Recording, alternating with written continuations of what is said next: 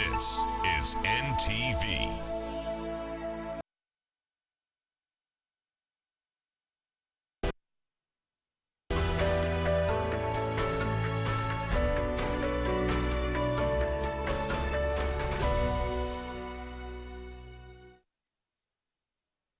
Thank you, our viewers, for joining us. I'm Karagao Bodwins, and we're coming to you live from the Kampala Serena International Conference Center. And it's a beautiful Saturday evening right here. We think it's very appropriate to make a recap on what is happening, especially with the government support programs towards the agricultural sector. And there is a major facility which was issued up and started up by the government through the Bank of Uganda called the Agricultural Credit Facility. And we're going to discuss about its progress and the prospect of this very project. Let's have an introduction, then we'll be right back into the studio discussion. Financing is a major barrier to growth in Africa's agricultural sector, particularly when it comes to smallholder farms.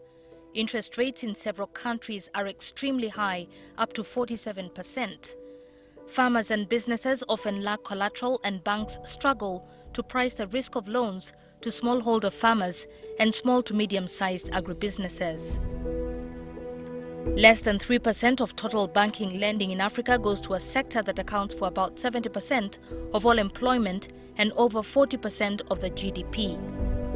The government of Uganda, recognizing the fact that 73% of its population is consistently employed in agriculture, identified the agricultural sector as one of those sectors with the greatest potential to reduce poverty and to significantly contribute to the overall economic growth of the country.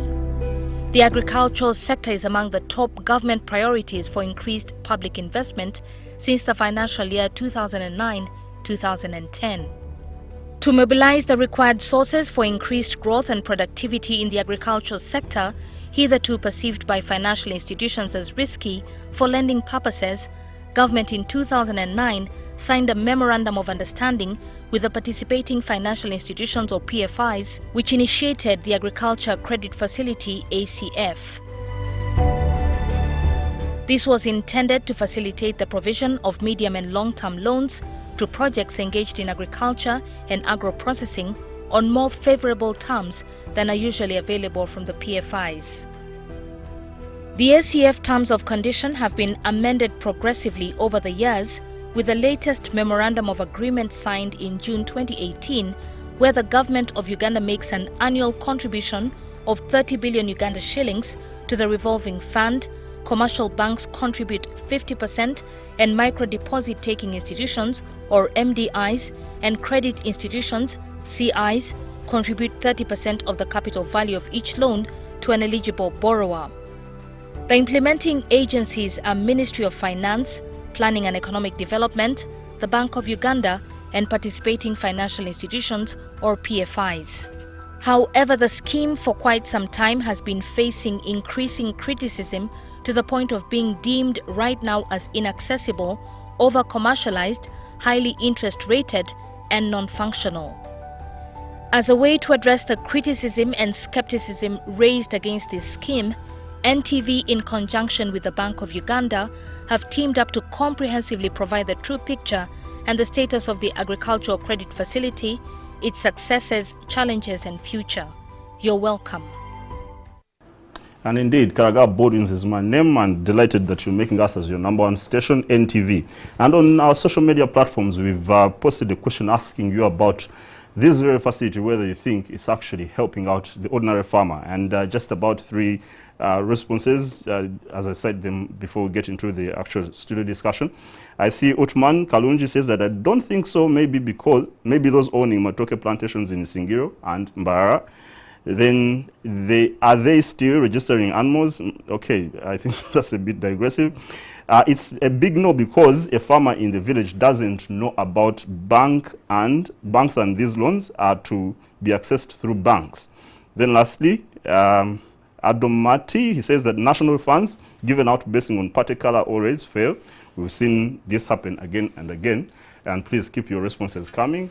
Bank of Uganda and the government of Uganda is listening to make sure that they give a proper response to this. Thanks, ladies and gentlemen, for joining us. Thank you. And at the extreme left, I have Dr. George Ssonko. He's the head financial consumer empowerment, Bank of Uganda. Welcome, George. Thank you, Baldwin. Good evening, viewers, and hope we shall have a very constructive discussion around the SCF and, of course, other issues that we deal with at the Bank of Uganda. I believe so. Yeah. Other issues? No, Yes. we are sticking to SCF. And next to me, on my right, is Joanita Babumba, the head agricultural credit facility, Bank of Uganda. Joanita, you're welcome. Thank you very much, Yes. Baldwins. And good evening, viewers. I hope we're going to have a good time engaging. Absolutely, and right on straight to you, because the concept of this particular facility is that the main objective is to promote the commercialization of agriculture through the provision of medium and long-term financing of capital investments in agriculture and agro-processing. Yeah. Then the government itself makes an annual contribution, and then you have commercial banks and you have PFIs, as we have given the introduction. So what was the rationale? The reasoning behind getting to have this facility set up to this effect? Okay, thank you very much once again. To answer your question about the rationale, I want to mention some key factors that form the backdrop or environment in which the agriculture credit facility was established.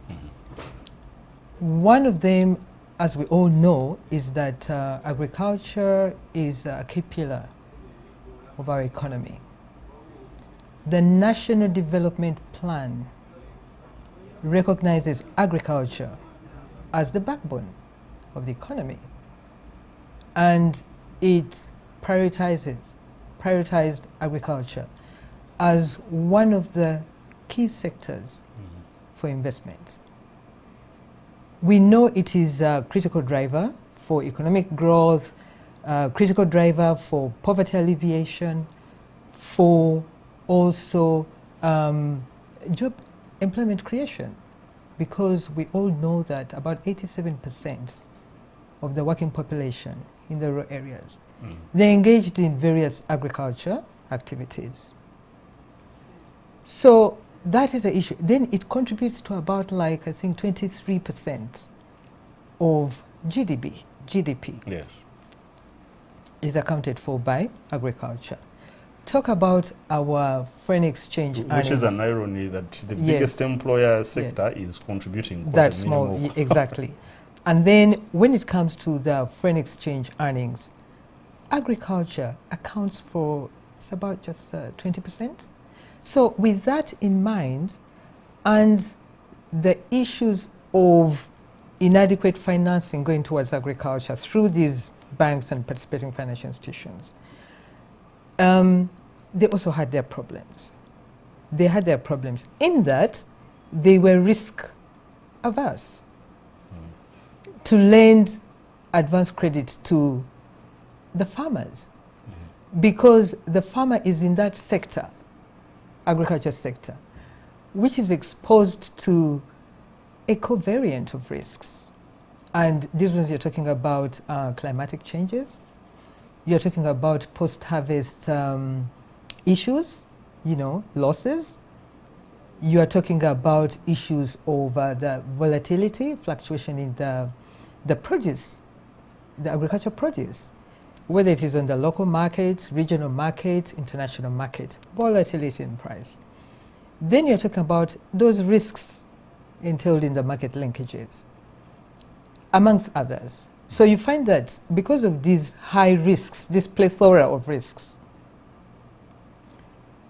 the appetite for these banks to only lend to agriculture was suppressed. You understand? Yes, so the banks have a high sensitivity towards the because of the risks entailed that I've just mentioned. And then you which find at times that sounds selfish, because I would expect that they're supposed to.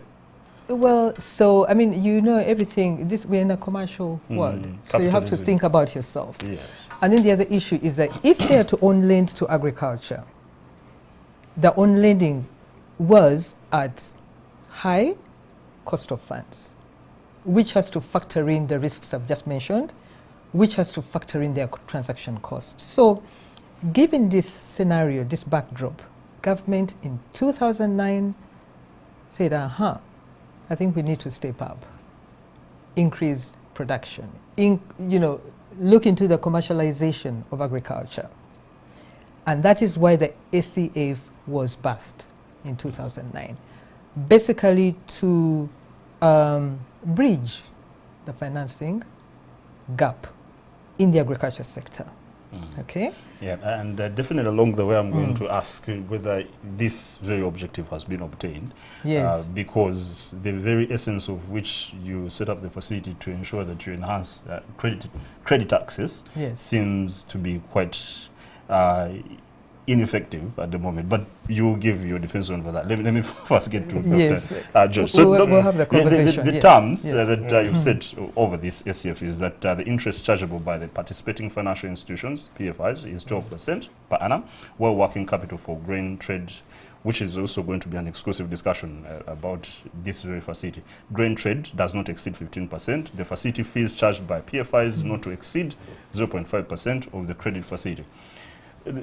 Do you have terms which are seemingly, actually, centrally on a commercial banking system basis, in as much as you're saying that the government has come to enhance the credit provision to this farming community?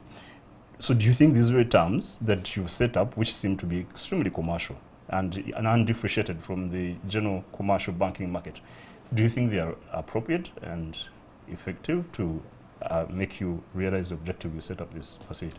Yeah, I think the terms are really appropriate. We have to look at where the market is, because with the SCF we are saying you are talking about 12% per annum for the what we've come to know as the initial SCF before we moved into the grain facility. If you look at the market average, we are saying that on average the market is going for about 21 to 25% on average. So if I'm giving a loan at 12%, I am already halfway. I've cut the market by almost 12 percentage points.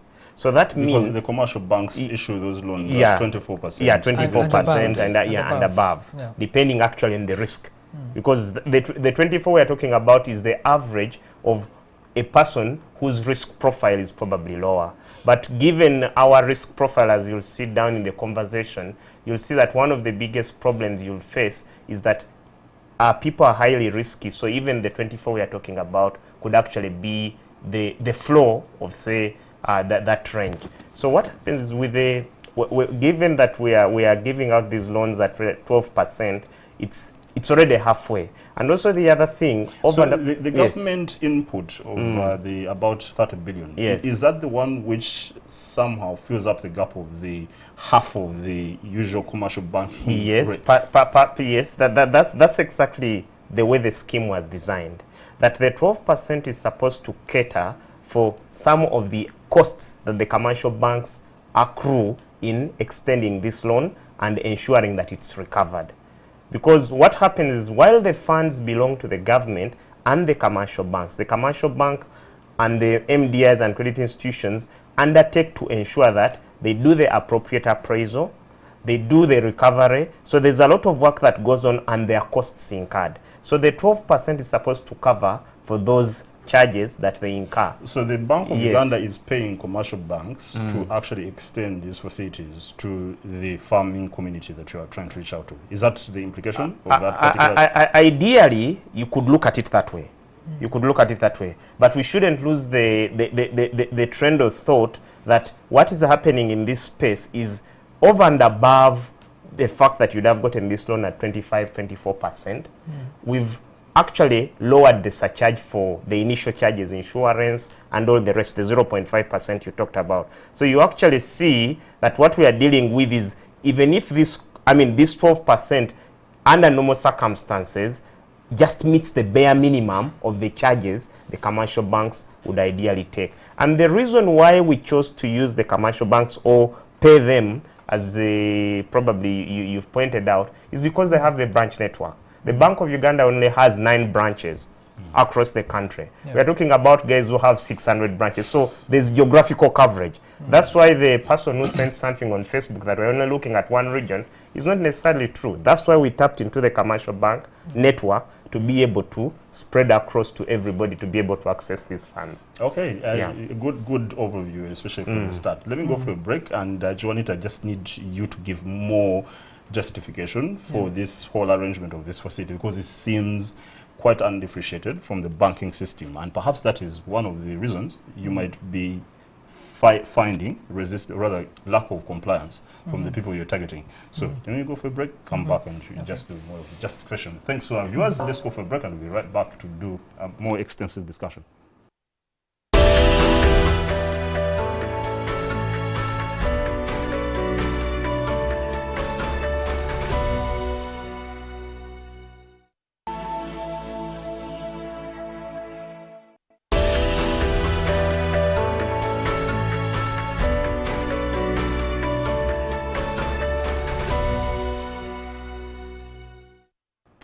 Thanks our viewers for joining us. I'm Karaga Baldwins, once again coming to you live from the Kampala International Conference Center, and we're discussing the agricultural credit facility that has been set up by the government of Uganda to enhance the need of credit access by farmers, and of course to see how you can reduce poverty in that particular community.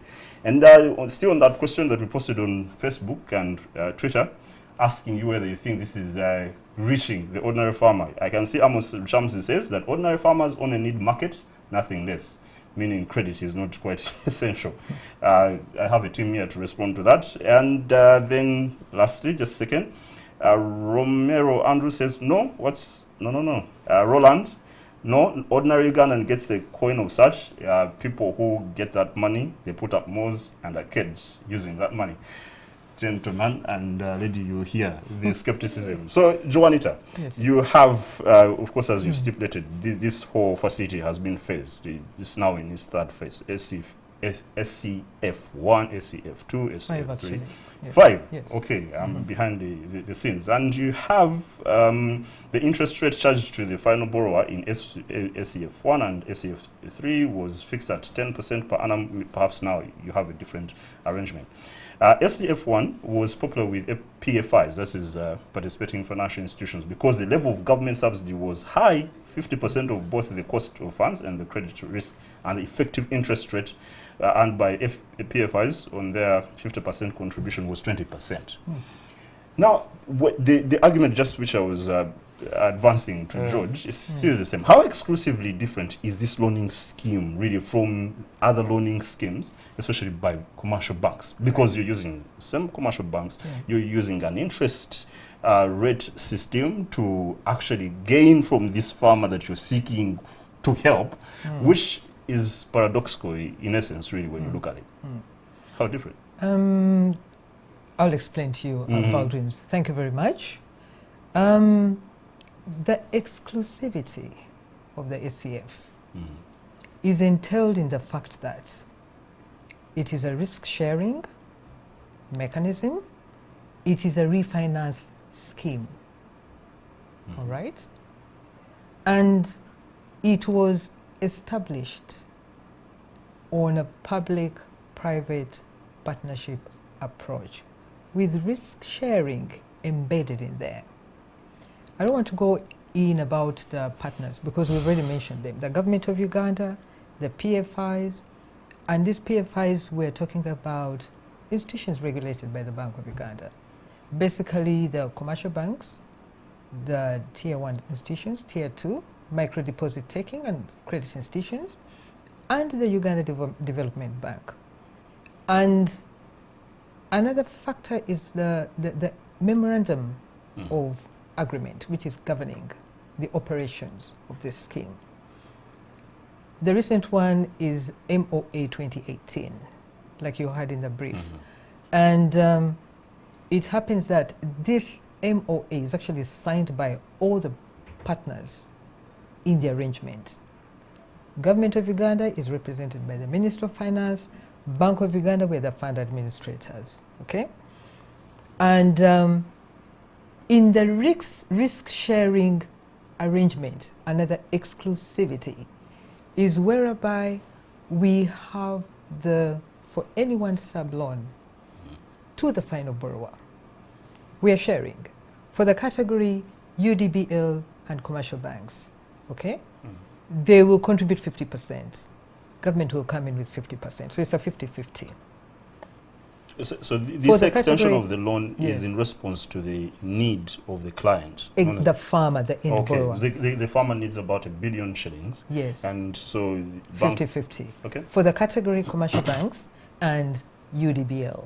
Now for the category MDIs, micro deposit taking institutions and the credit institutions, for that category, they will contribute 30% to the sub loan going to the final borrower. And government will match it up with 70%. That's the beauty, that's the exclusivity we're talking about. And then the fact that it's a refinance scheme. We are saying it all starts with the PFI. What do you mean refinance scheme? I'm coming to that, and I'm saying that this refinance arrangement, it all starts with the PFI. You, Baldwin, if you're a client, you want an SAF loan. You take your loan application to your bankers, the ones we're referring to as PFIs. So you take your loan application there. The PFI will undertake their due diligence to establish whether your project is viable, and they'll go ahead and finance you up to 100%. Now, after that, they in turn, the PFI, in turn will come to Bank of Uganda, seeking for what we call reimbursement, refinance, in the proportions I've just mentioned. So you find that the other exclusivity is the terms and conditions that are favorable. Favorable terms and conditions. We're talking about that interest rate, 12% per annum or 1% per month. You won't find that anywhere in the market. This is the cheapest. We're not saying it's the best, but it's the cheapest in the market to date. We are talking about favorable loan durations, okay? It is minimum 6 months, maximum 8 years. You're not going to find that anywhere else. And then we are factoring in the grace period, okay, whereby you don't have to, as a borrower, you don't have to pay principal repayments, the installments. But at least we give you grace period up to 3 years. And this you negotiate with your bankers, depending on your agricultural value chain. Now, you find that the PFIs ordinarily, they lend up to 100%. And they have to bear the burden of default, again up to 100%, which makes it expensive for them. So this arrangement is really to make it conducive for them, to incentivize them to on-lend towards agriculture. We are telling them, you didn't come just to make money, profits, and then, you know, you have to be part and parcel of the economic development of this country by ensuring that you finance the agriculture sector. Okay. Yeah, pretty good defense. I didn't hear also from George how he accentuates your defense, because based on the report that you just issued about SEF 2019, cumulatively you've so far remitted 141.9 billion Uganda shillings. That is from 2009 up to now to the Bank of Uganda's escrow account, and of which 212 million was disbursed in financial year 2018-2019. Half year, the cumulative total disbursements by government of Uganda PFIs is 492 loan applications out of the 647 loan applications received a month. So with all this money, the billions, actually somebody who is watching me interviewing, they think that you're getting me $1 billion when I get off the show here. Yes. So the success story of this whole facility. I think one of the things I want to emphasize is I always give the comparative so that people can get it clearly. Joanita said the issue of duration. The average duration in the market is 60 months. We are talking about 96 months. So I think people need to appreciate that over and above the interest rate that is low, we also have one of the longest durations. And actually that speaks to one of the objectives why it was set up. It was set up to move the financing from the short end of the market to push it further upfield.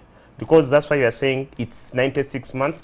On average, the market will give you 60 months. At best, if you're really good at negotiating, 72 months. So government took a deliberate effort to say some of the agricultural projects actually in the medium and long-term frame. So let's push this towards the long-term frame. So to me, that has been one of the successes. Yeah. That one of the successes has been to push out the lending. Actually, when the SCF came in, we've seen that even the 72 months was not common in the market. It's a 6-year cycle for the normal commercial loans. But once the SCF came out and people tested that you can actually lend money for 96 months, we started seeing a number of other loans coming in with 72 months.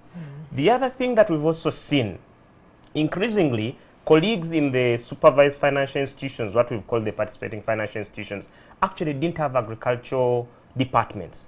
Now, one of the things you'll see in most of these banks, we are starting to see fully fledged agriculture departments focused on agricultural lending. To me, that's a very big plus. Why is it a plus? People are starting to recognize that we are putting our money where our mouth is. Because we say agriculture is the backbone of this economy.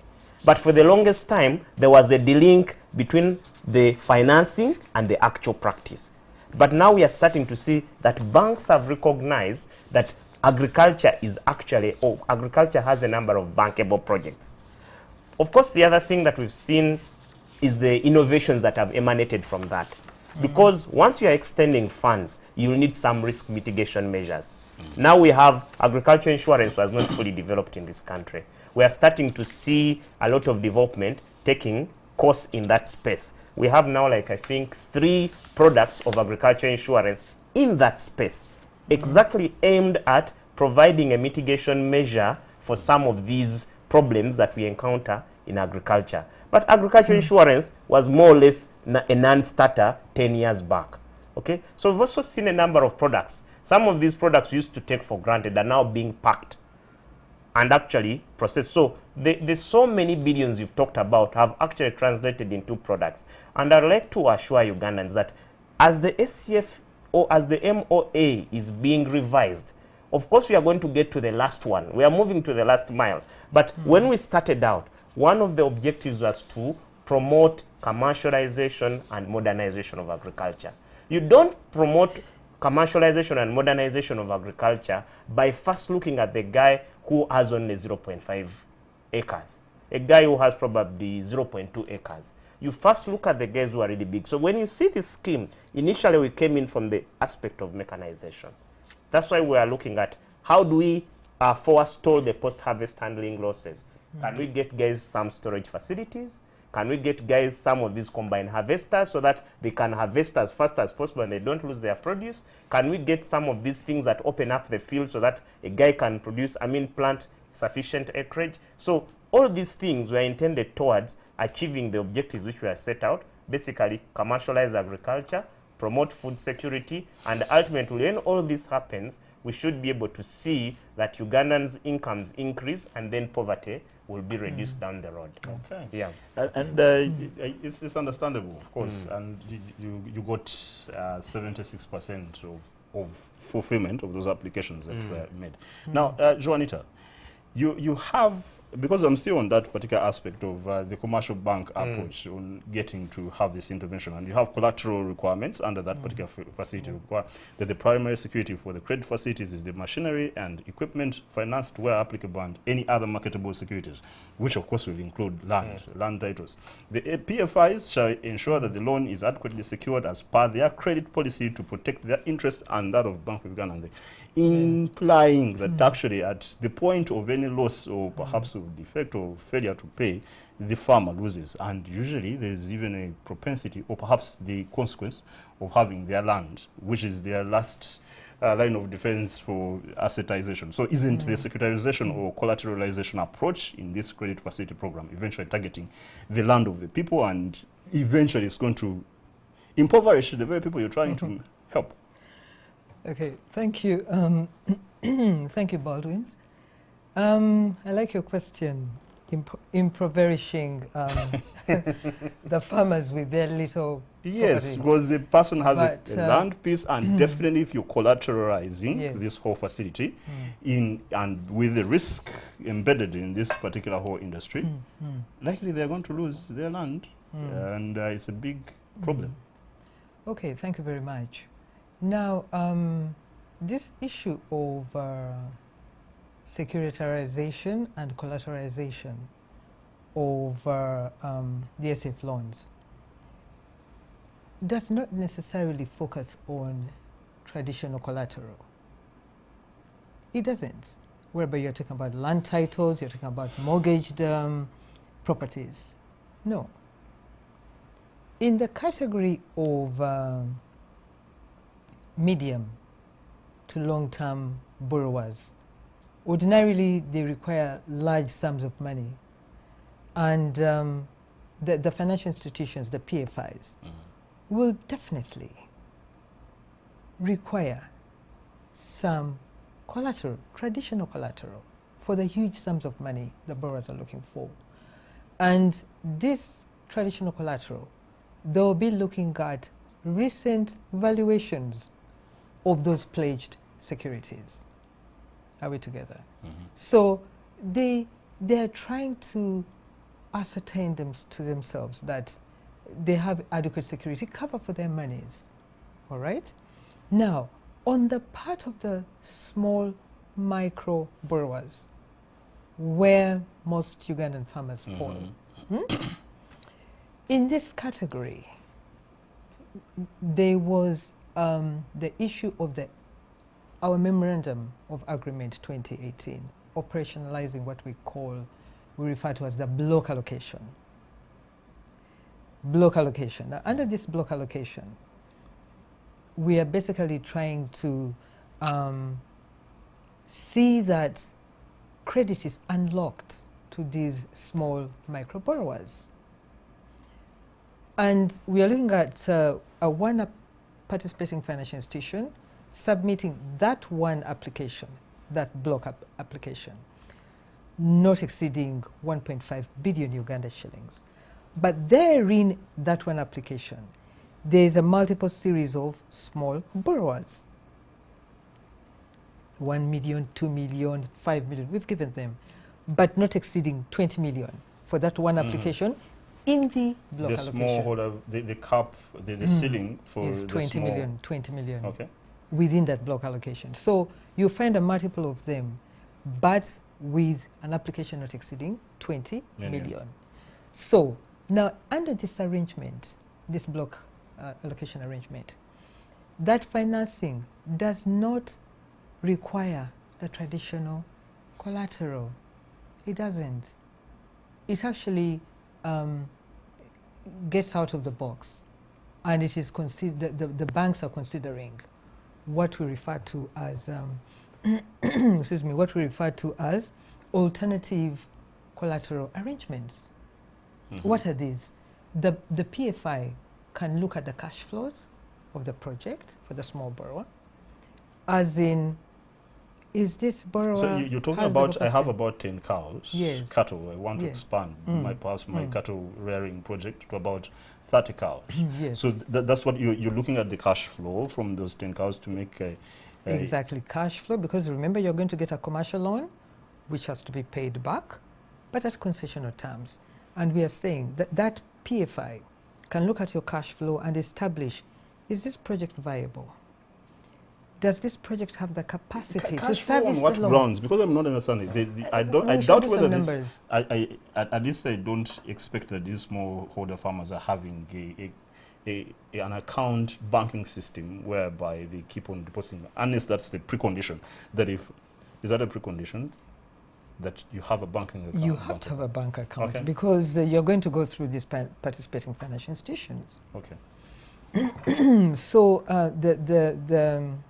that bank will look at your small application. They'll work out some numbers, your expenses, your revenues, and then see whether you have some cash balance and whether you have the capacity to service the loan. So that is the cash flow basis.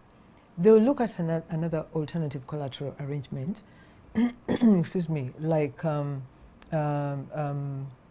bank balances.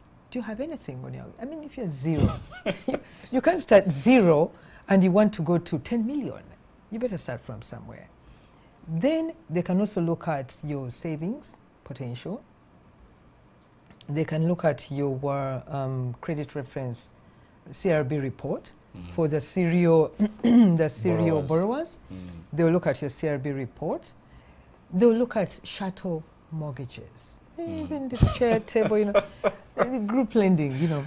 They'll look at chattel mortgages. They'll look at warehousing look at receipt. my television at home. Exactly. They'll look at warehousing receipt system. They'll look at contract farming, especially with off-taker arrangements. So this is with the intention of easing collateral on the part of the micro, small borrowers. So I like your question where you talk about you want to take the little. No, we're not in that business of taking the little from the farmers. We're not in that business. If anything, the block allocation is trying to embrace these farmers, okay? To embrace them, unlock that small credit to them, and then give them the opportunity to migrate from subsistence farming to commercialized farming. Okay. So we're trying our best. And I pray that they and have actually, great to success. the by June Yes. 2019, that period, June 30th, 2019, we had disbursed close to 540 million to these small projects. Yes, the one of block Yes. arrangement. Okay. Yeah, so and they're servicing well. They're Yeah. servicing well, they're paying well. So the issue is not that they can't pay back.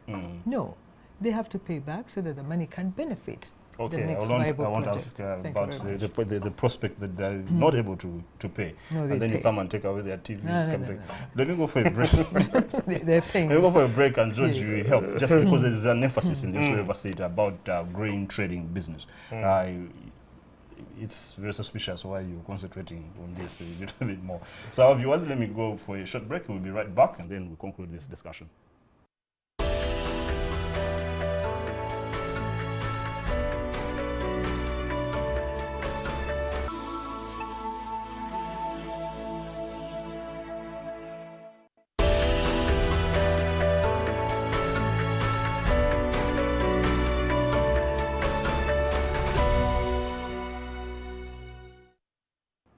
Thanks our viewers for keeping with us. Coming to you live from the Campus Arena International Conference Center and Karaga Boardings.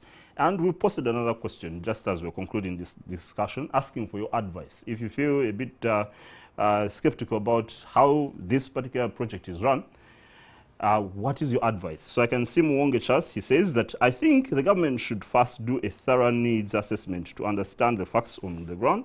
There is need to revive cooperatives and channel monies through these cooperatives, and SACCOs would be more accessible than the commercial banks. And quite comprehensive recommendations here. Lastly, Humza Wencesillas, he says that the government should first sensitize these farmers about these credit schemes, and money should be directed to farmer groups, not commercial banks. Money should be direct to farmers, not because these banks are profit-minded and their process are complicated to most farmers. And please keep having this particular conversation flow.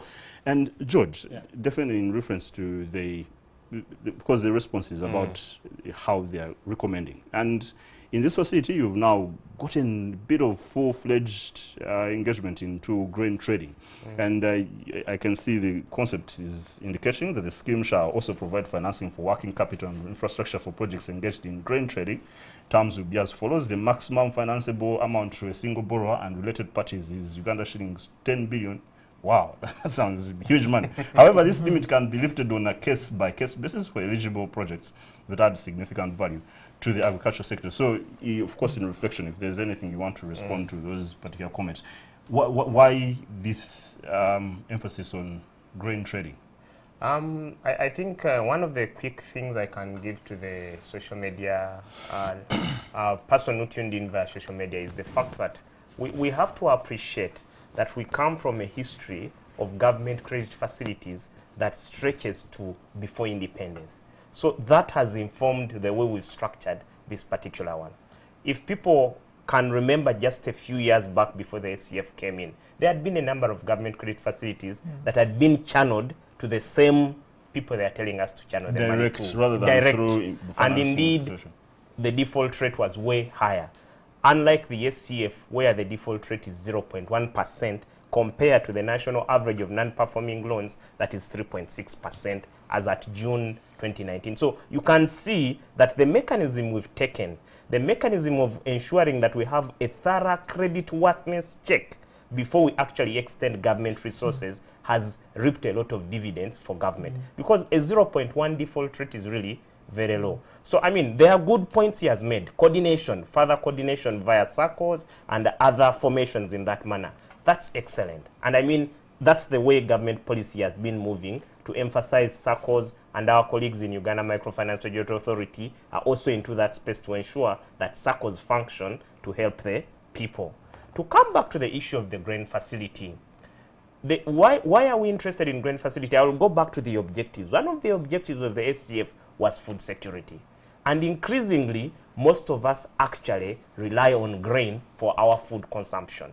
Maize, sorghum, millet, mention it. Most of us are into consumption of those for food purposes. So if government does not pay attention to the food which its citizens eat, then it wouldn't be a fair game. So one of the reasons why we set up the grain facility was to ensure that the post-harvest handling losses that were occurring in that space, most especially during periods of bumper harvest, are actually contained. And you'll see that that facility was set up in such a manner that you pay back 15% and it's payable within 24 months. Because our understanding is you've bought this grain from the farmers, kept it in the silos or processed it, and you've sold it to the next user. So by that time, you should actually have recouped the money and repaid the loan. So really the essence of the grain facility was to forestall any losses we are suffering in post-harvest handling of those grains. And because now increasingly our food security relies on those grains or cereals, which are actually the backbone of what most people consume in this country. Yeah. So of course the suspicion on us who are skeptical, the suspicion is that this is an easier ground. The grain has been taken out of the field. It's Yes. but you've done a good explanation of that. And Joanita, just in follow-up of that. And I'm actually taking you a little bit back on the real ordinary farmer, because under SCF1, almost all funds available were fully utilized, as we've been talking, enabling loans of 58.6 billion to be made to final borrowers. However, the 2017 BOU SCF report indicates that the loans extended under the SCF have mainly been extended to larger commercial farmers, because if you're saying initially, which was for the purpose of ensuring that you start with those who have the potential to commercialize, it can't still be that 2017 was still suffering the same. That almost 70% of the credit dispersed under SCF to date has gone to large borrowers with loans of Uganda shillings 2 billion or above. That is a report of 2017. Perhaps the current one gives it. So why aren't you attracting enough credit-seeking response from farmers towards this facility, to the point that over 90 billion a year is unabsorbed? Actually, absorption, you have an absorption problem. Okay. I like your questions, Baldwin's. Thank you. But it is not really true that currently we are facing low absorption. It may have been. Of course, it's a 2017 report, so exactly. You might be right by the now we're in 2019. Yes. So we can't be talking past, we're in present. So yes, we know that there are some eligible farmers. They're eligible. And they would want to access the funding through the PFIs. But then you find that they don't have those requisite, records. Okay. No, we're talking about the record keeping. Okay, yes. They don't have the requisite records. Basis on which to... The basis on which the PFIs can undertake their due diligence and establish viability of the project. That is one thing. The farmer is eligible, but does not have that adequate information or records keeping. May not have, or if they have, it is inadequate. It is not to the satisfaction of the lender, the PFI. So that is a major problem. And that's where the issues of financial literacy, even via Bank of Uganda, they're very, very critical. to get the farmer on track and enable them to be attractive to the lenders, the financial institutions. Then another thing is that, of course, since inception of the scheme, it was the sensitization, the publicity was not as much then, okay? But now we have tried to make sure that these credit-seeking farmers out there, they get the information. And what have we done in due course? Thank God with the financing from the Minister of Finance, okay, and our development partners like GIZ, we received some money to implement the ACF marketing strategy, whereby we create awareness, we sensitize the public about the availability of these funds.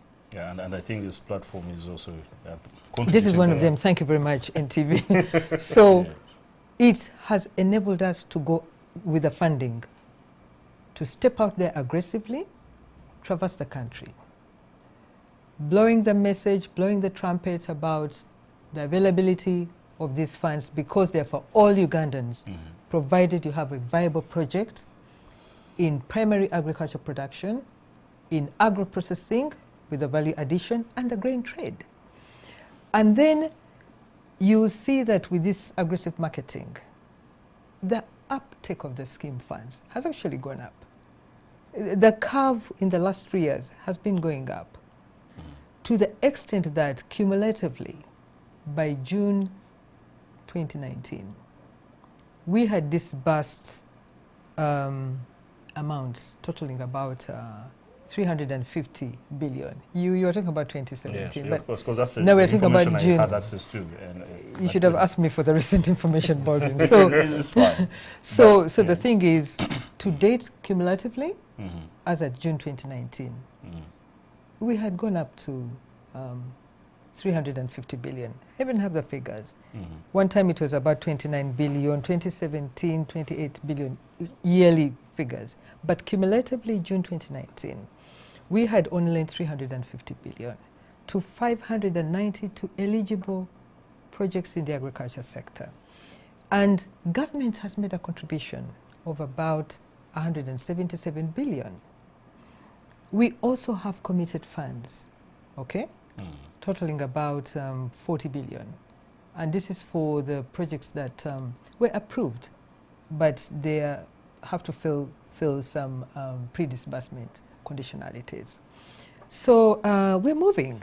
Repayments, so far we have received about, as at June 2019, 113.7 billion has been repaid back, okay? It has been repaid back. Our NPL is less than 1%, okay? The lowest in the agricultural sector. NPL, non-performing loan. And we need the reflows to come back. You can see government has injected to date 141 billion. But I've just mentioned to you, we have on lent 350 billion. Okay. So that difference, what happens? The reflows we get, the repayments that we get back, those are reflows. We further on lend them to other viable projects in the agriculture sector. Okay, and now you said we have idle funds. I want to mention that, yes, Baldwin, we do not have any idle funds. That was a report do you know what? indicated in 2017. So I'll give you the status code, Baldwin. Yes, the current we one don't might be have different, we don't have idle funds. Okay, and this is evidenced by the increase in the uptake of the scheme funds. Okay. In fact, Bank of Uganda will have a portfolio that is that big. Okay. So the marketing has been aggressive, the message has gone out, the demand has increased, applications, there's an avalanche of applications in the Bank of Uganda. Okay. To the extent that we are in conversation with the Minister of Finance to step up the capitalization of the scheme so that it can continue to meet its intended objectives of commercializing, modernization, mechanization of agriculture by facilitating the provision of medium to long-term loans Yeah. okay, at concessionary terms. Okay, good defense, passionate indeed. And I Thank you. so let's wrap it up this way, George, with Yes. an undertaking on how you're dealing with the challenges. And Joanita, I hope you don't go to dispute this fact, because this is from the report, your very report, 2018-2019. Yes. Okay, it says that challenges first. There's loss of government funds through poor scrutiny of proposals, resulting in an increasing number of delinquent loans. The number of delinquent loans had increased from 6, totaling Uganda shillings 2.1 billion by 30th June 2014, but by 30th June 2018, they were 3.1 billion. And the Bank of Uganda lacks an annual work plan and targets for ACF, which made tracking of performance difficult. And this is the report among the challenges. I hope you're not disputing that. So how are you dealing? Pardon? I'm listening. So as we're wrapping up, how are you dealing with these particular challenges and how? No, I think Joanita did bring it out earlier. And that's exactly the reason why we went out for the credit policies of commercial banks. That, yes, that's 3.1 relative to 350. So that's why we're telling you, in terms of non-performing loans, we're actually below 1% or around 0.1%. But one of the things we've done and why we've stepped up and told the banks, you need to stick to your stringent credit policy, because one of the things you'll see that stringent credit policy ensures that we don't get some of the people who are not fit crossing into obtaining the loan. So, and also the other thing is the fact that, and she brought it out at the start, that this is a risk-sharing partnership. This is not only government money. Because it's a private-public partnership, there are resources for commercial banks and credit institutions. So they also have a stake. So they cannot actually throw away their own money. So that's why that middle ground is very important. And increasingly, we are also not seated and simply looking at the supply side to say, commercial banks, do your stuff, we shall let you be. One of the things we've done, we've appreciated that one of the problems is that there is some kind of financial illiteracy on the side of the borrowers. So we've moved into that space, and we have clinics. I'll use the word for the medical doctors, clinics for these people so that they can appreciate what is it to manage your own money. Once you figure that out, and once you figure out how to manage your own money, then it becomes easy to manage funds that you've actually been lent by a financial institution. So it's a two-pronged approach. We are saying on the supply side, stick to your stringent credit policy so that you weed out whoever does not qualify. Okay? Of course, that has implications that probably the farmer who is at the last mile might not be able to get in. But it also has a benefit that you don't throw away government money to people who will not be able to pay back. So that's the supply side. On the demand side, we've also started to say there is a problem of financial literacy which we need to deal with as a country. And we've actually moved into that space, both with the Ministry of Finance. They have a project called Profita. We've been to districts, all districts, training their commercial officers, training their community officers, so that they can be able to take this information to the farmer. So we believe that with that two-pronged approach, we should be able to get where we want probably in the next so many, probably 5-10 years. Yeah. Okay, Dr. Joanita, I can see how you would really burning with a point to make, but we've run out of time. Can you just use 30 seconds to encourage perhaps a skeptical farmer or someone who feels a bit inhibited to participate in this, just to come and be part of this? Just 30 seconds, please. Farmer out there, you should come and benefit from this agriculture credit facility. Why? It has the favorable concessional terms and conditions that you will not find obtainable from, the financial sector elsewhere in the financial sector. So you just come and get the facility. If you have a viable project, approach your banker. Farmer, agro-processor, grain trader, approach your banker. No, we are equipping you by giving you the information so that information is power. So that when you match confidently in that financial institution, present your case when you know what you want. Because if you don't know what you want, that other person will take advantage of your ignorance. So when you know, you are informed, you are equipped, you are empowered, say, I want the ACF money at 12% or lower, I want the long-term loan durations, please don't give me in that particular value chain at shorter loan duration, and I want to benefit from the grace period. So come and benefit from these favorable terms and conditions that are well stipulated under the ACF, and it's for the benefit of all Ugandans. We don't have any favoritism. All right, no preferring who to give. No. Thanks, Joanita. And indeed, on that note, Joanita Babumba, Head Agricultural Credit Facility. Great job you're doing, definitely, with some issues that need to be a bit dealt with. And Dr. George Ssonko, Head Financial Consumer Empowerment, Bank of Uganda. And I believe I'm going to get a video right. Thanks indeed for an incredible contribution towards this conversation about this society. I believe somebody who's watching has incredibly gained from the availability of this particular finance.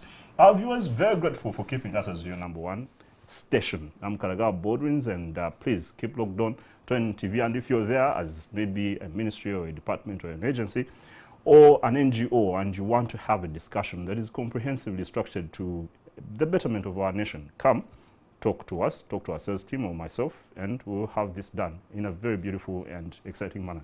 God bless. Great night.